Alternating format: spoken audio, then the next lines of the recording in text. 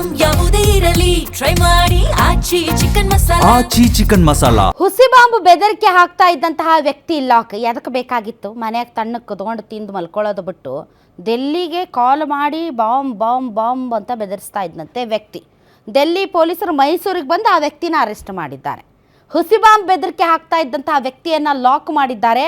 ಹುಸಿ ಬಾಂಬ್ ಮೇಲ್ಗಳನ್ನು ಕಳುಹಿಸಿ ಆತಂಕ ಸೃಷ್ಟಿಸ್ತಾ ಇದ್ದ ಈ ವ್ಯಕ್ತಿ ಮೈಸೂರಿಗೆ ಬಂದು ಈ ವ್ಯಕ್ತಿಯನ್ನು ಪೊಲೀಸರು ಬಂಧಿಸಿದ್ದಾರೆ. ಮೈಸೂರಿನಲ್ಲಿ ಅಡಿಗೆ ಕುಳಿತು ಬಾಂಬ್ ಸ್ಫೋಟ ಬೆದರಿಕೆ ಹಾಕ್ತಾ ಇದ್ದ ಪ್ರತಿಷ್ಠಿತ ಬೃಂದಾವನ ಬಡಾವಣೆಯ ಮನೆಯಲ್ಲಿದ್ದಂತಹ ವ್ಯಕ್ತಿಯನ್ನು ಈಗ ಸ್ಥಳೀಯ ಪೊಲೀಸರ ನೆರವಿನಿಂದ ದೆಹಲಿ ಪೊಲೀಸರು ಅರೆಸ್ಟ್ ಮಾಡಿದ್ದಾರೆ. ಅರೆಸ್ಟ್ ಆದಂತಹ ವ್ಯಕ್ತಿಯನ್ನು ಶ್ರೀನಿವಾಸ್ ಅಂತ ಗುರುತಿಸಲಾಗಿದೆ.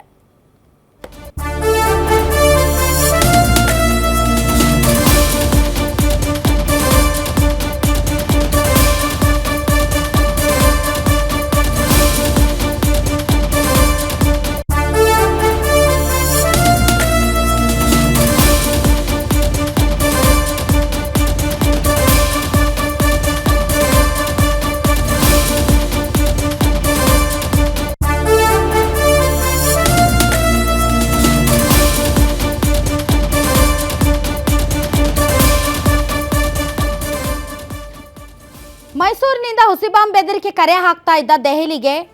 ದೆಹಲಿ ಪೊಲೀಸರು ಆ ಹುಸಿ ಬಾಂಬ್ ಕರೆ ಮತ್ತು ಮೇಲ್ ಜಾಡು ಹಿಡಿದು ಮೈಸೂರಿಗೆ ಬಂದಿದ್ದಾರೆ. ಮೈಸೂರಿನ ಬೃಂದಾವನ ನಗರದಲ್ಲಿದ್ದಂಥ ಶ್ರೀನಿವಾಸ್ ಎಂಬಾತನನ್ನು ಬಂಧಿಸಿದ್ದಾರೆ. ನೋಡಿ, ಈತನೇ ಶ್ರೀನಿವಾಸ್. ಅದು ಯಾಕೆ ಈ ರೀತಿ ಬೆದರಿಕೆಯ ಮೇಲ್ಗಳನ್ನು ಹಾಕ್ತಿದ್ನೋ, ಈತ ಏನಾದರೂ ಮಾನಸಿಕ ಅಸ್ವಸ್ಥನೋ?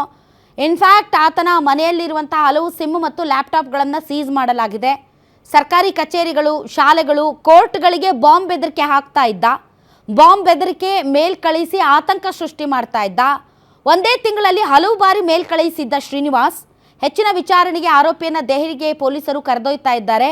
ಯಾಕೆ ಈತ ಈ ರೀತಿ ಮಾಡ್ತಾ ಇದ್ದ? ಇದರಿಂದ ಆತನಿಗೆ ಏನು ಸಿಗ್ತಾ ಇತ್ತು? ಮತ್ತು ಈತ ಈ ರೀತಿ ಮಾಡೋದರಿಂದ ಆತನಿಗೆ ಏನಾದರೂ ಸಂತೋಷ ಸಿಗ್ತಾ ಇತ್ತಾ?